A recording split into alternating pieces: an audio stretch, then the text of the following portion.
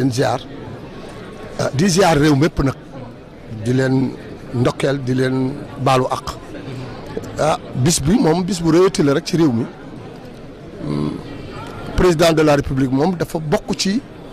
man-manam ak sañ-sañam mu soxla réew mi ni soxla naa leen waxtaan woowu nag moo nu fi indi waaye Sénégal nag ñëpp xam nañu waxtaan wi lu mu doon dafa toll ci ni élection moo jot ñu toll ci guta mu ni nag bëgg naa dajale réew mi ñu waxtaane lii nga xam ni ci guta la nekk te lu dul waxtaan mënu ko faj ndax nit ñi bëgg nañoo dem élection parti politique yi mën nañoo dem élection leader yi bëgg nañu dem élection réew mi it bëgg nañoo woote xam seen président ko mu doon waaye nag day toll ci jamono joo xam ni ñun ñëpp dañuy fàtte suñu bopp ndax réew mi. kon ban gis nga am ci ñi nga xamante ni itam tey mën nañ wax ne suñu doxaloon ñoon rek ñoom war nañ fee teew ñoom ñu daal di gédd cër yi nga xamante ne joxoon nañ la ko maanaam bañ a fekkee seen ndaje mbokk ci fukk ak juróom ñaari candidat yi nga xam ne ñoom la conseil constitutionnel validé woon ñoom ñu bañ a ñàkk teew fii tey. man du ma ko jàppee gedd damay jàpp ni ñoom dañu nekk ci politique te politique kenn ku ci ne la doy ak la nga wóolu ngay def waaye diñ ciy jàpp mooy démocratie réew maa ngi dox ndax bu kii ne lii laa bëgg a def kii ne lee laa bëgg a def kooku la mu jax sañ-sañ ni moom la bëgg a def loola kenn war ko koo mën a xañ parce que loolu mooy démocratie waaye nag ñi teew fii wuy si nañu borom réew mi ndax borom réew mi ku mu woo boo ko mënee te tal ko war nga ko wuy si ñun ci wàllu woowu la ñuy wuy si ñeneen ñi nag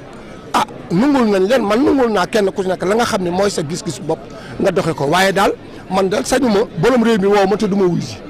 léegi décrispation maanaam li nga xamante ne teewoon nañ leen ci jamono ci ay kaso ñenn ñi tudde leen ay détenus politique jamono ji ñu gis quand même ne président ak ministre de la justice def na ci ay jéego ba ñu ci bari ñu tàmbal leen bàyyi loolu ban gis nga ci am. mais rafetlu njàpp moo gis bàyyi lay mujj da nga defee ne nit ñi kaso mooy li war a mujj waaye nag buñ ko mënee dox ba loola mais ma jox la leen ci réew mi. président Ablaye Wade Abdou Diouf jàpp na ko fi du benn du ñaar mu génn ci kaso bi dugg ci gouvernement nekk na ci biir kaso bi di waxtaan ak Abdou Diouf ba waxtaan wa jekk ba lépp sotti mu génn dugg ci gouvernement kon il faut ñu xam ni président de la république du pour kenn pour réew mépp la njaboote ku ci feebar bu la mënee faj war na laa faj ku ci gaañu bu la mënee dimbali mën na laa dimbali. koo xamante ni bii dan laa dugal ci biir kaso bu la mënee wàllu ca loola man gisuma ci lenn dul sant ci yàlla. merci alhamdulilah. merci mu nekkoon Pape Ibrahima Diagne di grand serigne de Dakar à l'instant même l'arrivée de quelques candidats spoliés en l'occurrence Cheikh Alassane Sène gis nañ ko fi. gis nañ fi itam Mohamed Ben Diop Mama Ndaw jiite jamono ji Konarel moom itam moo ngi fi ñoom ñëpp nag bokk bien sûr ci collectif candidats spoliés yi nga xamante ne ñoom waxoon nañ ne ci ndaje mi li itam daañu fi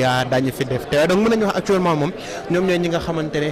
ñoom ñoo ëpp pour l'instant ci ñi nga xamante ne ñoom ñoo wax ñoom xam naa dañuy essayer peut-être de quelques réactions bien sûr monsieur le ministre Alioune Sarr monsieur Sarr s'il vous plaît votre réaction par rapport à votre présence aujourd'hui au niveau de la CICAD pour assister à ce dialogue bien sûr convoqué par le président de la République. Alors c'est quel organe? Télé Sénégal. Oui, Télé Sénégal, comment allez-vous? Nous allons bien. Oui, mais c'est une excellente initiative. Je pense que nous sommes venus là en tant que Sénégalais libres d'abord. Sénégalais libres nous sommes héritiers également d'une histoire,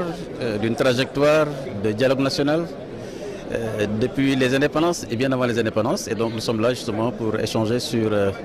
les enjeux de notre nation et surtout prendre des décisions qui vont structurer notre vie nationale pour les 50 prochaines années. Et je pense que c'est quelque chose de très très important. Il arrive le moment où un peuple doit pouvoir trouver des consensus sur des sujets importants. Et au-delà même de ce dialogue sur les questions politiques, nous devons aussi avoir ce dialogue sur les questions économiques, notamment notre souveraineté énergétique, notre souveraineté sur les ressources naturelles, gazières, pétrolières, comment nous allons les gérer pour les 50-100 prochaines années sont des sujets sur lesquels le pays, la nation doit s'entendre et je pense que c'est une excellente chose de le faire. Certains observateurs disent aujourd'hui qu'il risque d'il n'y avoir pas, qu'il n'y aurait pas un consensus vu que vous, les candidats spoliés, vous réclamez une chose que les autres refuseraient quand même d'accepter. Donc ne pensez-vous pas que nous allons vers un imbroglio? Mais non, je pense que la diversité des opinions fait partie du débat politique.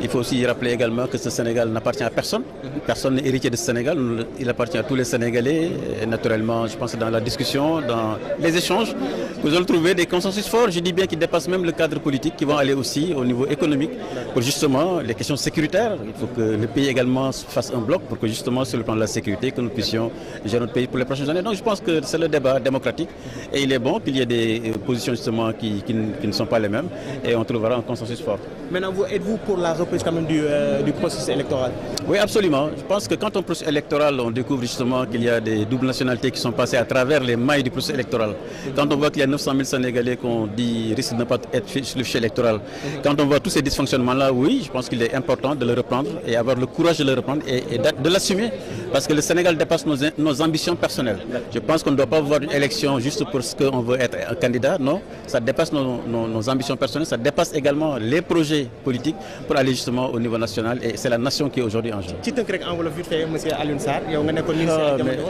nga teew fi en tant que candidat spolié ban gis-gis nga am ci woote bi nga xam ne président de la République woote na ko. Oui, dama ko rafetlu parce que dama jàpp ne réew mi nga xam ne mooy réew Sénégal d'abord c'est un pays de liberté. Les hommes et les femmes sont libres.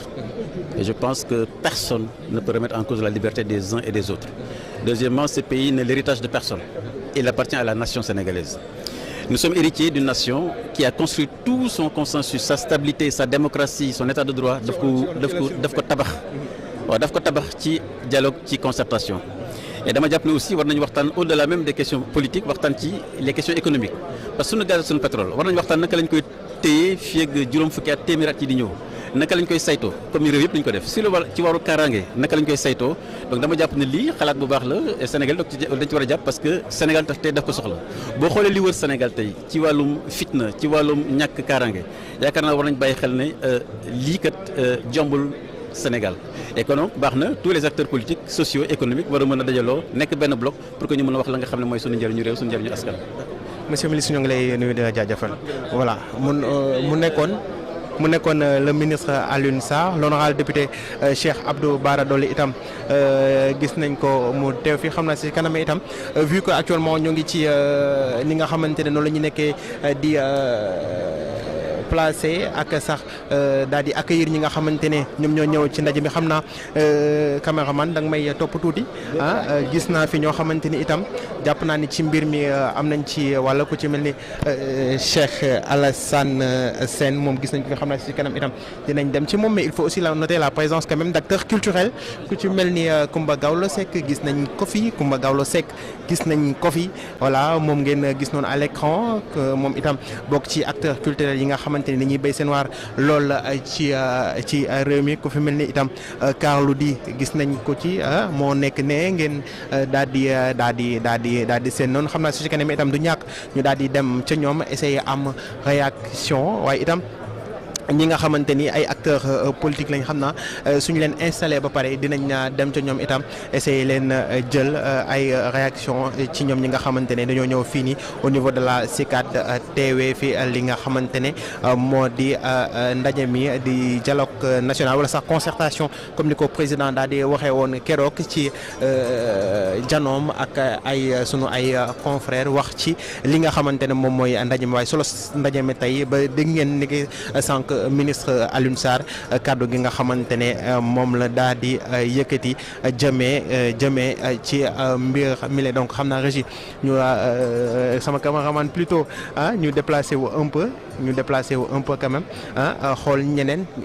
jël xeneen réaction ñi nga xamante ni itam ñoom ñoo ñëw fii tey fekkee si ndaje mu am solo mi nga xamante ne président de la République daal dina koy woote comme ni leen ko waxee noonu chef religieux et coutumière comme ni ngeen ko gisee sunu papa Oustaz Diaga itam gis nañ ko fi bu baax a baax moom itam il a marqué de par sa présence donc ñu ngi fi gis ñëpp tey ñoo fi teewal njabootu diine yi ak yi nga xamante ne mooy kilifa aada yi ñoom ñëpp ñoo ngi fi teew on a aperçu aussi